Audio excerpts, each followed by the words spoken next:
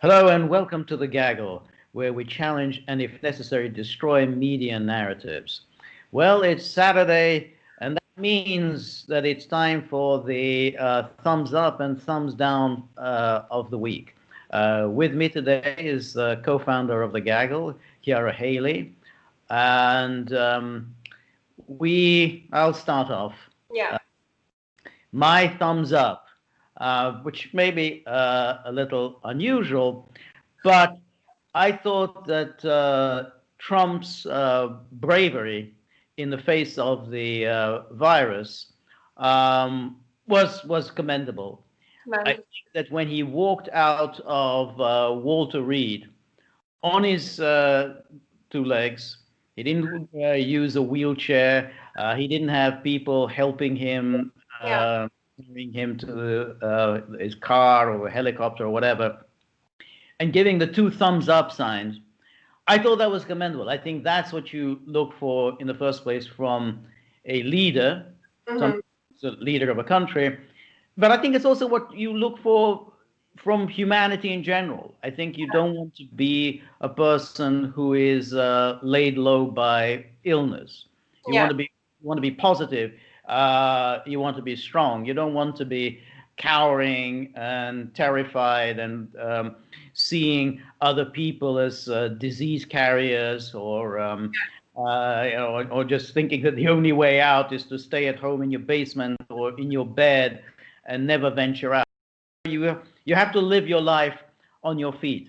So I Yeah. think he gave that a demonstration of that, and I thought that was very impressive. And then later on, when he was at the White House and he was on the balcony, and again he pointedly took his mask off. I thought that was very impressive. I think that's what you look for from a leader. If Americans don't like it and shy away from that, and that's possible, then the country isn't what it once was. It's become a different country. What it is, I don't know, but it's not the country it once was. Well, What do you think? that is certainly an interesting perspective, George. Mm-hmm. I think you're right in the fact that it gives people potentially a calming influence on, because I know particularly in the States, there's so much fear surrounding coronavirus, so much fear and disarray because of it. And people don't know what to do. They think that it's going to most likely seriously harm their health, even though statistically, fatality rates are still statistically very, very low. Um, so I agree with you up until the extent that it shows some kind of sanity within this whole pool of insanity surrounding coronavirus and how deadly it is and how everyone needs to be locked up and kept away, not just the vulnerable and older parts of the population. That much I do agree. But I also think that there is reason within this whole madness. There are actually like some rules that you should have just to give people peace of mind, such as like I personally think wearing a mask is it's a choice, but at the same time, I think it's more just to give other people peace of mind as well. You may not agree with me, George, but in general, I think if it gives someone peace of mind, like an older person or a person who's more vulnerable, then I don't actually mind wearing a mask that much. But of course, that is debatable. And I do think the whole in the run up to this, Trump's references to the medication that he was taking and the treatments that he was receiving were not always good advice, if I'm honest.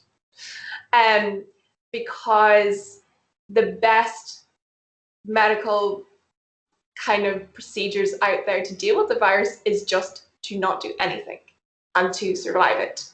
Because, there's very, very few studies actually supporting any of this extra, the malaria medicine and whatever else, and to say that it actually is proven as an effective method of combating coronavirus, whereas most of people in the world would be fine just, living it out, and that's it.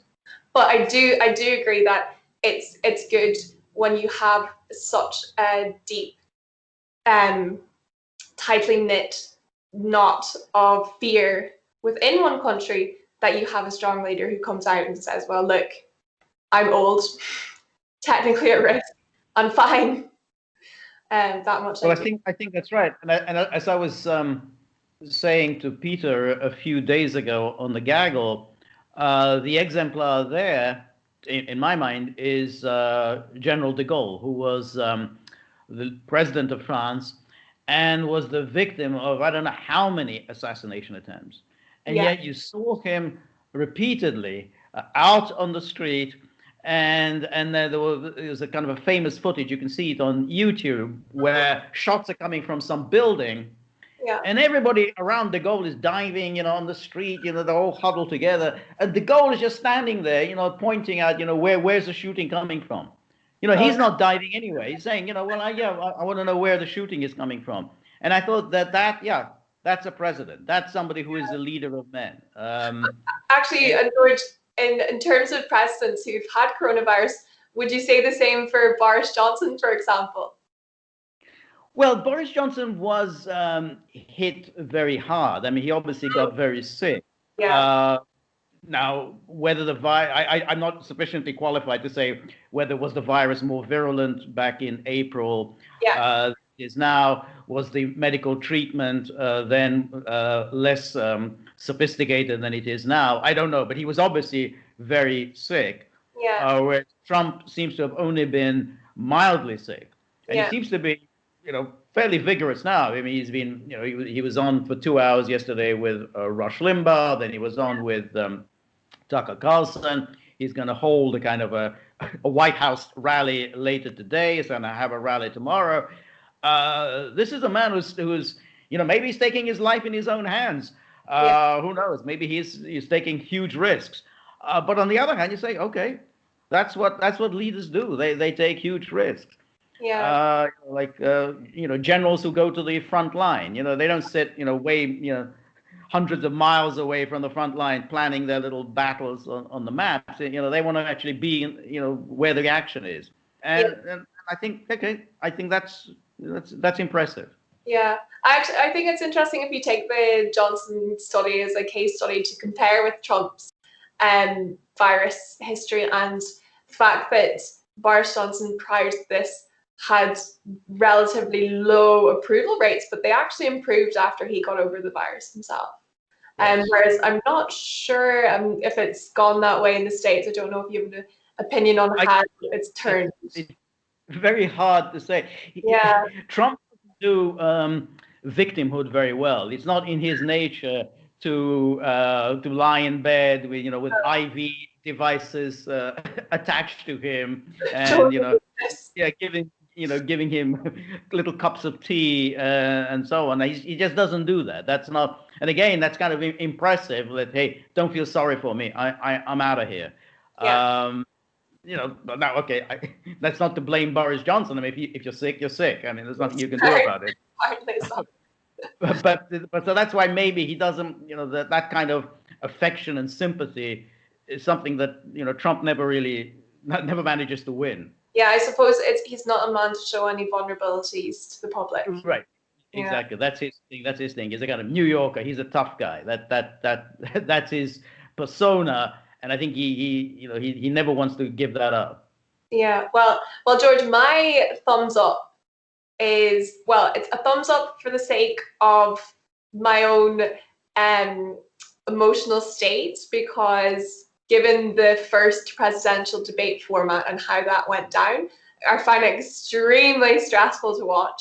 And now we have the knowledge that the second presidential debate is actually going to be cancelled. So there will not be a second presidential debate, which in one sense I have thumbs up for, because the first one I find so unbearable. But on the other hand, I'm a bit sad that we won't get to see the changes of the formatting, and of course, like with the town hall format, the president's dealing with the questions from the public. I don't know what you think about this.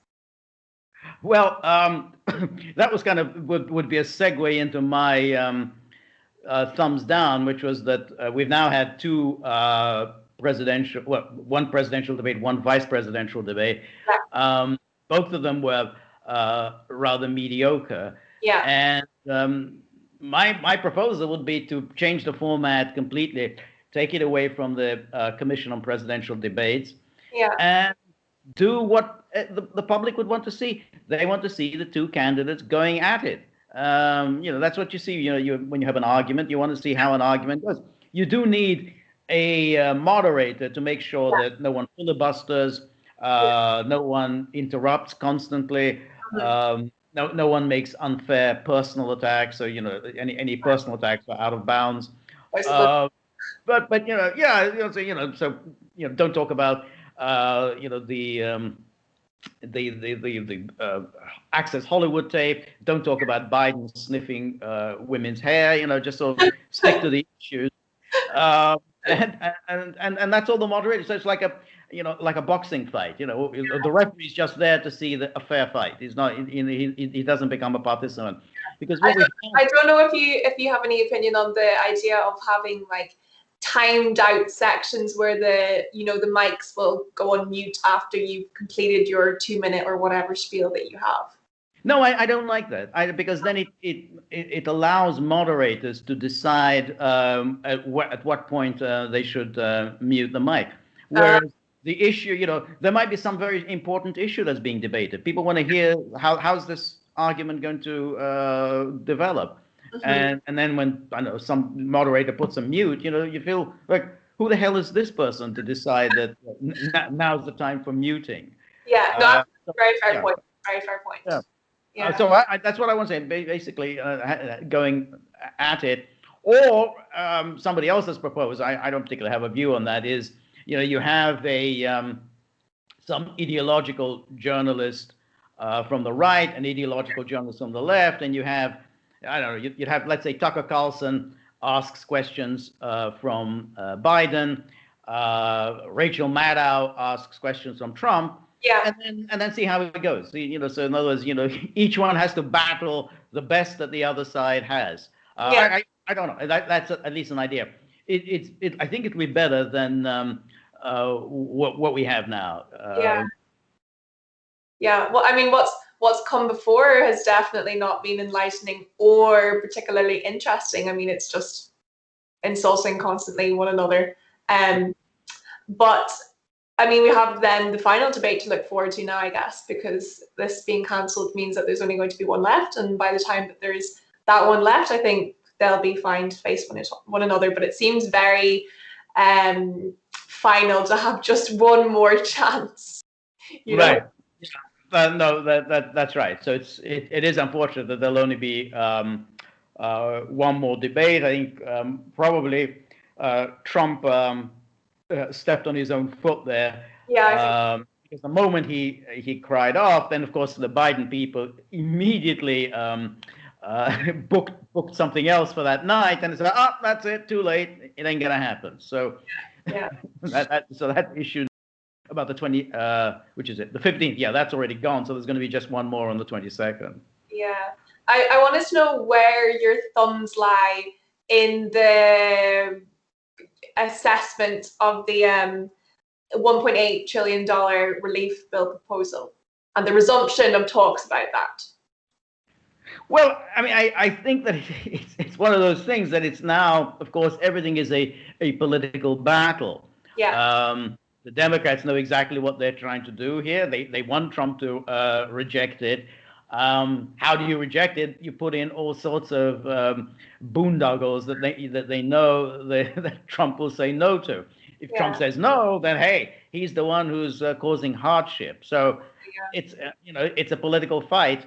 Unfortunately, that's what we've got to. That something as vital as this is really just hostage to the election.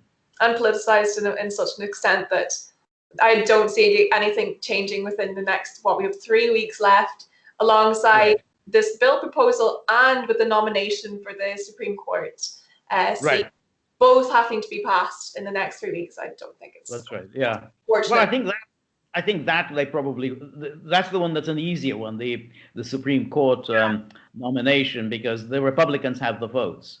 Yeah. I mean, they all fall ill and from the virus, and they won't be able to show up to vote. But I think that I think that part is a done deal, and they can just bring the debate to a closure. I mean, they just simply, they won't extend it indefinitely. No. So that's going to happen. The package, Yeah. the $1 trillion package, I'm not at all sure that's going to happen. No. Although it is, and I think that's very sad because it's something that we're waiting to hear about, because obviously so many people are struggling within this whole shutdown economy that these states are facing. It's an issue that's actually potent and very much affects people's everyday lives, but it'll probably be after the So now you still have one thumbs down that you have to mention. Thumbs down. I thought I already said mine. Oh, what I did want to say, I have one big thumbs down is, I know that you and Peter already did discuss this, but the insanity play, Pelosi's insanity play. Oh, yes.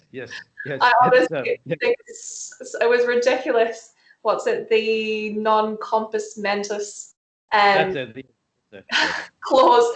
Because I was thinking, George, I know that you and Peter did talk about this before, but I was thinking that it's applicable to both sides of the coin.